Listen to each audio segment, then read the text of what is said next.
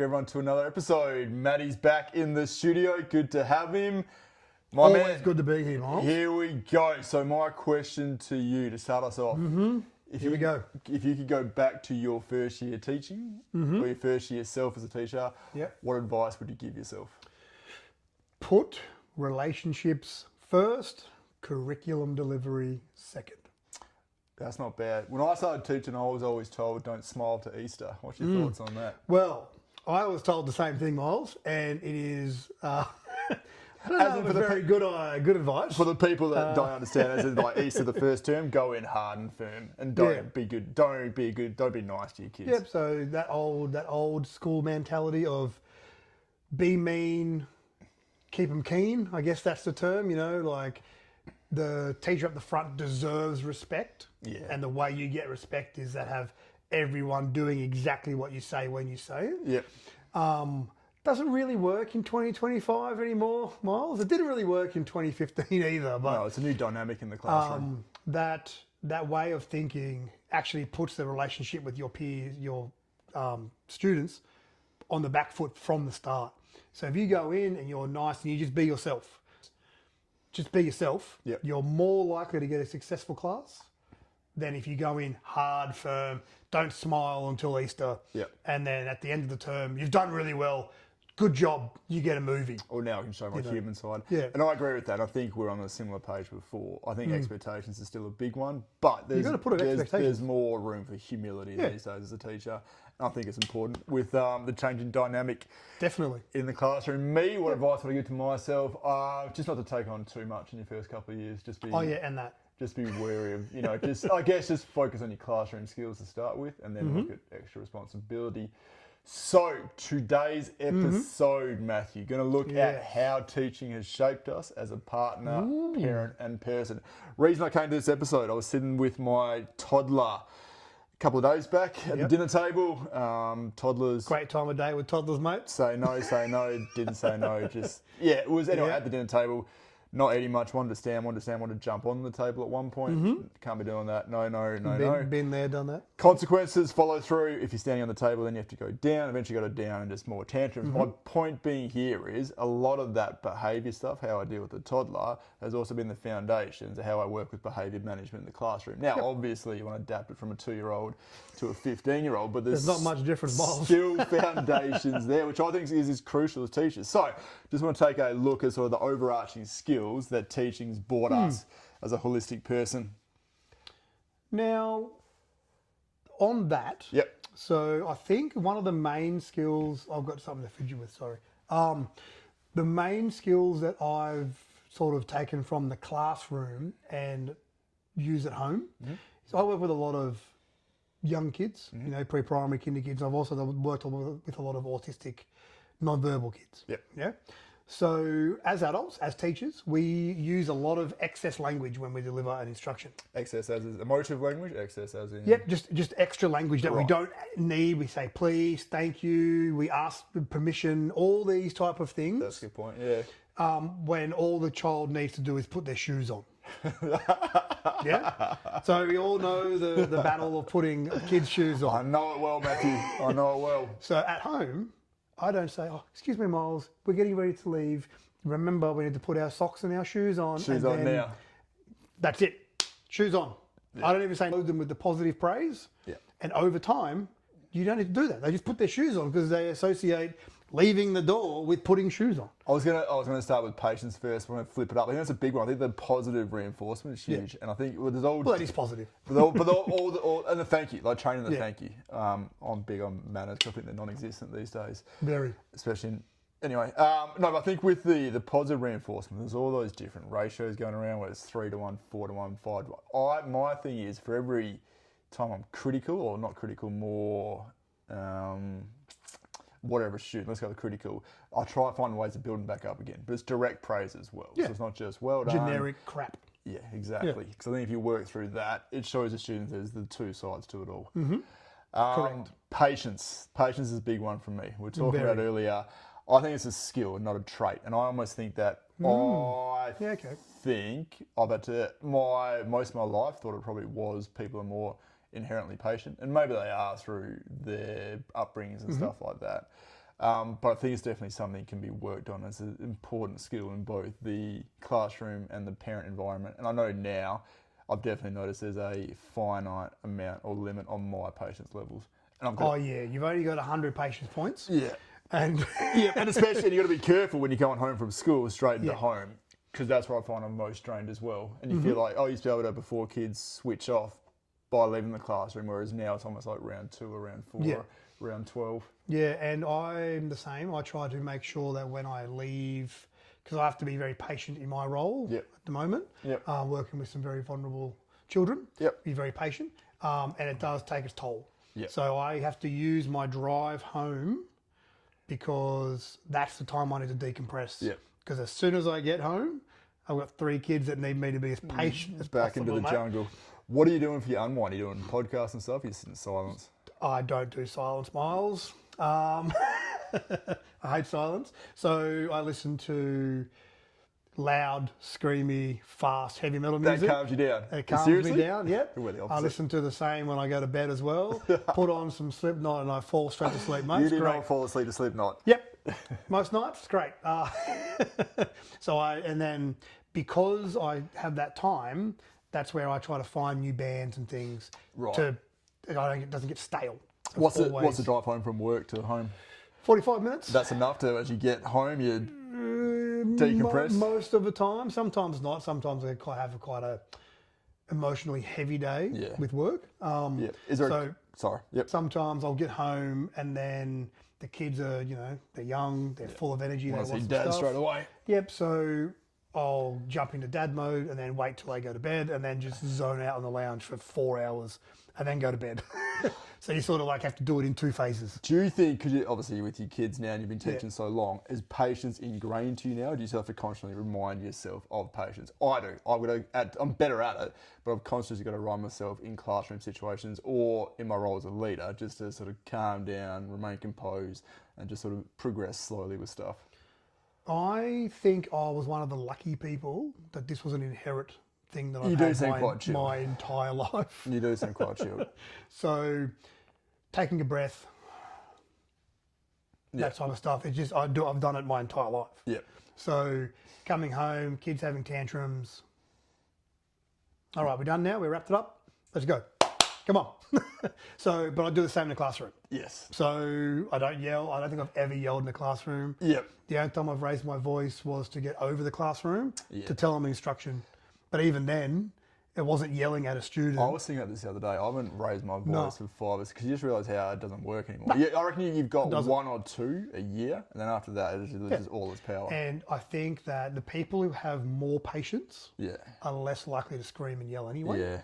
Because they're not at their wits' end. Yeah. Because when you yell and you raise your voice, you've got nothing left. You're overwhelmed.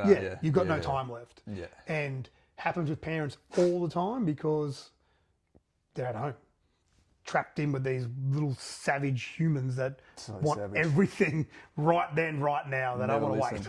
Never listen. So at home, parents, it happens all the time. But that patience, as a teacher, I guess. Yeah. If you're a patient teacher, you're going to be a patient parent. Yeah. If you're an impatient teacher, you're probably going to be an impatient parent. Yeah. I think it is a skill that you need to work on and be aware that it's a skill deficiency in that person. You can build on it. And then I think so. And then just continually build over time. Yeah. It might take 10, 15 years. You might retire by then. But you'll get there. But I think teaching is a crossover with partnerships now. I think teaching's made me a better communicator as well. And I think it's be able to sort of get. I'm not a big one for unnecessary arguments. In general in my life, I think I just want to sort of, because there's limited time, I just want to get as much done as possible. So I try to avoid drama, or I can be, if I'm pushed to a situation, can be quite blunt with dealing with it. My partnership's obviously a lot different, but you learn how to deal quicker and better. Obviously, and then trying to get a little bit left field with this. I think having hypervigilance as well with teaching, because there's so much stuff can go wrong in the classroom at times. You start to take your surroundings a lot more. I think the hypervigilance part plays a big part of how much patience you have. Because you can allocate your patience to certain things that's good. that you need. You can ignore other things because you're so aware of your surroundings in your classroom that you can ignore the kid clicking the pencil. You can ignore, because you see the big picture. Yeah, but then you know that you're going to be patient with this child because they've come in. They're not as bubbly as they normally are. Oh, he's wearing his bag. He doesn't normally wear his bag. So I'd be more patient with this child. And if your patience is with here, the rest of the class sort of drops down because there's no yelling, there's no overwhelm, there's no, you're the classroom beacon. On that, I'm someone who tries to but deal with the smaller stuff before it gets to the bigger stuff. Yep.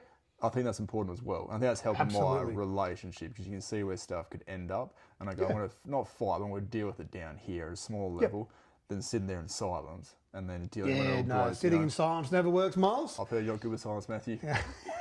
All right, so let's go. So let's go further on communication skills. I think patience is a big one with the crossover skills. I think communication is the next one. You're a good listener. I do my best. You're a good listener. I do my best, Miles. I don't know if it's a superpower as it's been listed, but it's definitely important. Were you always a decent listener or something you worked at? I have... Me being the youngest, I got used to listening a lot. You're going to find this funny, Miles. I get distracted really easy. No way. I know, it's very hard to believe. Only because I've known you for over a decade, Matthew. I can see that, yes. So I get distracted very easy. So to come across as a good listener, it's pretty easy. Like, we're talking and I'm thinking about your blinds. They're good blinds. I could do it in my house. Focus on cue, Matthew. Ready for the next slide. I appreciate it. But I think having the ability to be aware of my surroundings, but also pay attention to what you're doing, so you don't have that intense eye contact. Yes. All that type of stuff. So I can remember everything you've said. Yeah. But I'm not looking at you. I'm just looking around you. Well, I think that part, that active listening, is where most of my patience has come from anyway. Right. Why people think I'm patient, because I'll listen to you be here. Yes. And I remember everything. So I think active listening in the classroom and at home with your partner plays a huge part. Right, absolutely. And you don't need... Avoid World War 3, 4 and 5. Before dinner. But the active listening doesn't mean just what they say. Agree with it all the It's time. how they sit, how they say things, the tone, how quickly they speak. Yeah. All of that takes into active listening, not just the words they say. Absolutely. And then I relate it back to the classroom level with that. If I've got to deal with a disruptive student, just at a recess or a lunch or something, you can tell straight away, most of the time, where it's going to go by the body language of the student. So I'm going, if they're agitated or whatever. And the other big thing is seeing their side of the story. Oh, you have to. Students are so used to going and see the teacher's side, but you go, okay, I can see both sides here. How do we work together? And suddenly those barriers come down and the bigger growth happens. But I guess if you take the classroom, what happens in the classroom and how it translates to how we are as adults in relationships, when you're listening, you're not always trying to think of a solution. Yeah. Lots of people it's always... hearing the people as well. Yeah. And then when it comes to, you mentioned listening to the student's voice. Yeah. What they did, their reaction made 100% sense to them in that time in their life. Yeah. Now we might not agree with it, like that makes no sense, but they feel heard. Yeah. And which is the key, isn't it? Which is and same as being at home with your partner, with your kid. You can start talking about the issue of the poorly stacked dishwasher or whatever tiny little thing, and you can have that conversation. There's no malice. Yeah, I've noticed that with our little girl. Like she'll, going through tantrums and stuff, but even if she doesn't understand all the words, you can sort of see it from her side and say it out loud, and it does seem to calm stuff down. Where do you sit with the power of storytelling? You're a big good storyteller.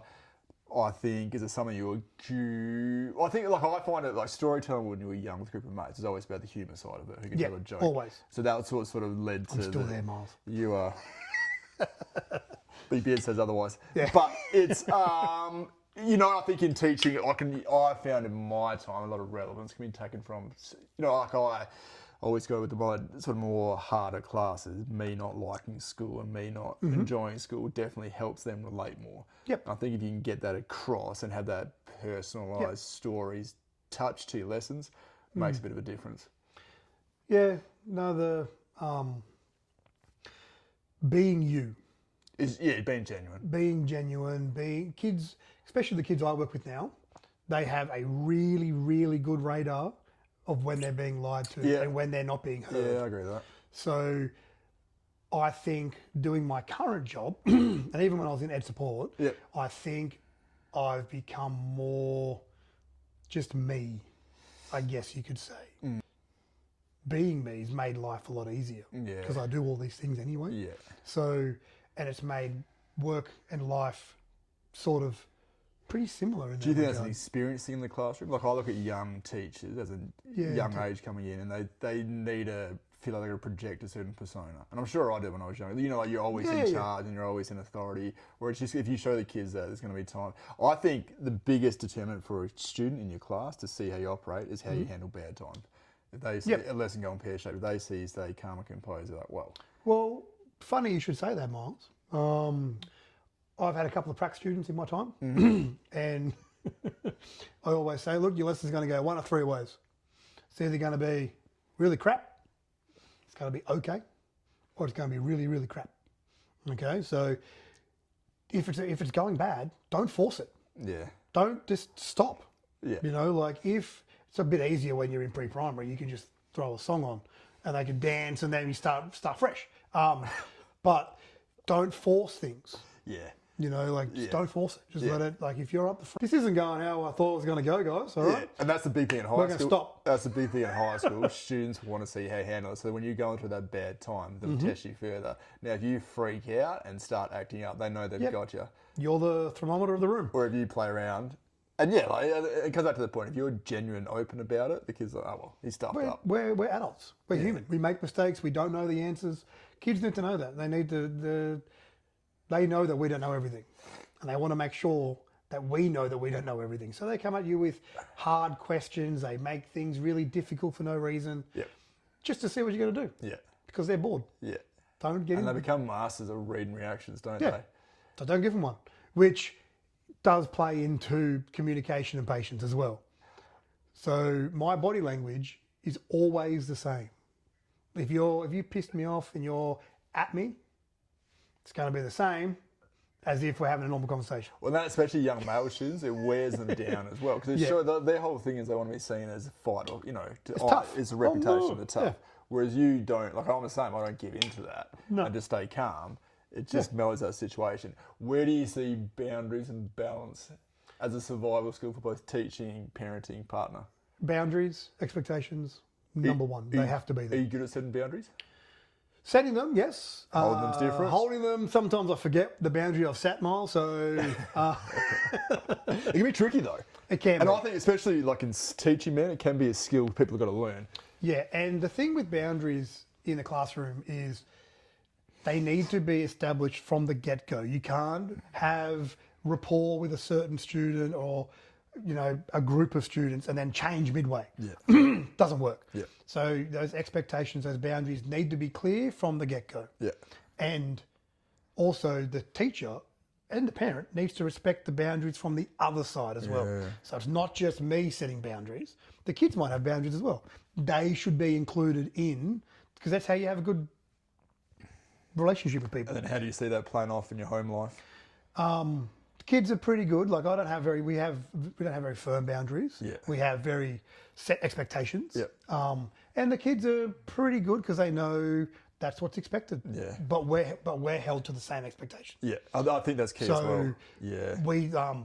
We expect our kids not to swear. Yeah. Now I swear a lot, but around the kids I don't swear at all. Yeah. Because that's an expectation of them. I have to do the same. Yes. So I can't expect them to do something I'm not going to do. Yes. I'm not really Which is important in the classroom as well. Yeah, absolutely. If I'm sorry to cut in, if I'm picking up students who have been late in class, I make sure I'm there on time. You have to. Nothing worse than.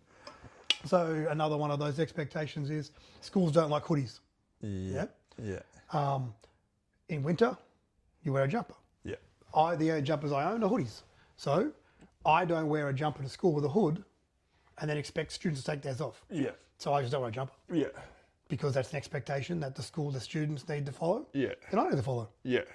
And I think it's the same. So my big one is when you're back to active listening. If you can see something going wrong in the classroom, like I will pay attention to that student. If it's a one-on-one conversation or whatever. It's the same at home as well, you know, like basic things like dinner time, just make sure there's no phones or anything around. Just, and, you know, the first, 30 minutes or an hour of the person. So if I'm coming home from work, just make sure I'm engaged with what's going on with my wife, you know, and then the kid. And I think that's important boundary to have, so it's not just coming in and escaping into a phone straight away. Yeah, so absolutely. You're modelling healthy boundaries. Yep. Correct. All right, my final point. Leadership and growth. Oh, leadership, Miles. And growth. It's a loaded question, isn't it? It's a nice way to finish. All right, so I mean, I think the big one there with leadership is obviously the actions, not words. I mean, make sure what you're saying, you're actually backing up by doing. And nothing frustrates me more than people. I think my experience, a lot of people are happy to say stuff and not necessarily lead by example. Yep. You don't have to be in a leadership position to do it either. Yep, do as I say, not as I do. Yeah. So lots of people say that. Yeah. But if you want your team, your partner, anyone to, I guess, progress in life, you need to do what you're saying.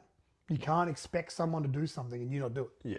Like at home, at school, at a sporting club, if you say it, you got to do it. Yeah. That's how you get that leadership. That's how you lead. You don't need to be a person in a principal position or anything like that. Yeah. You can lead from just how to interact with students on a daily basis. And I think that's what, exactly. And classroom teachers are leaders, aren't they? Yep. So, you know, you can lead, be a graduate teacher, and you could lead the rest of your department in how to interact with kids. If you're that person that follows all of those things, that you model behaviour, that you admit your mistakes, that you do all those things, then kids are like, oh, we can do that. Yeah. Cool. And then you get that sense of belonging. Which a lot of the kids that need, they need that. And even at like my experience in team sports and even my position at the moment, it builds the team up as well. So it's not just one person doing everything. It's like, I do this well. Let's build the team and grow from there. And it's also, if a leader also listens to criticism and takes on feedback and doesn't just pass it off, go, I'm the best, I know what I'm doing. Like they take it all in, they listen, they might change little bits and pieces of how they do things. Yeah. And grow as well. Yeah. That's how your team grows, when everyone is on the reciprocal. Yeah, and on the same. Yeah. And I think, okay. My final point is teach collaboration, not control. So teaching, parenting, and then relationships is it's not just my way to your highway. You know, I think it doesn't work in any of those three domains. But if you can see that, every decision or outcome's always got a trade-off somewhere. So you're not going to get everything you want, you know, and nor should you push for that. But if you can reach a certain level of understanding or compromise with most situations, and again, it's going to be a fine line. It's never going to be perfect, but that's going to grow quicker and be more of a positive situation than coming trying to micromanage or control everything in any of your domains in life. Relationships are give and take. Yeah. You know, you're not going to get your way all the time. And that's what, no matter what relationship you're in. Absolutely. Like, you know, you take a classroom, you might want a child to do 3 pages of, I don't know, quadratic equations or whatever, something like that. Good choice. Did I get that right? Absolutely. Yeah. What's your favourite way to factorise those equations? Perfect squares. Ask ChatGPT. Boundaries. That's it. And, you know, like, it's all about just being a nice human. Yeah, which comes back to it. Absolutely. Comes back to patience, comes back to all of those things. Yeah. Just comes with being a nice human. Yep. Understanding that you're not in control all the time. You know, you're going to get things wrong. Be a human. Be nice. I think that's the way to leave it there, Matty. Be a good person. Be a good human. So there you go. There you go, team. Thanks for listening. We appreciate your time.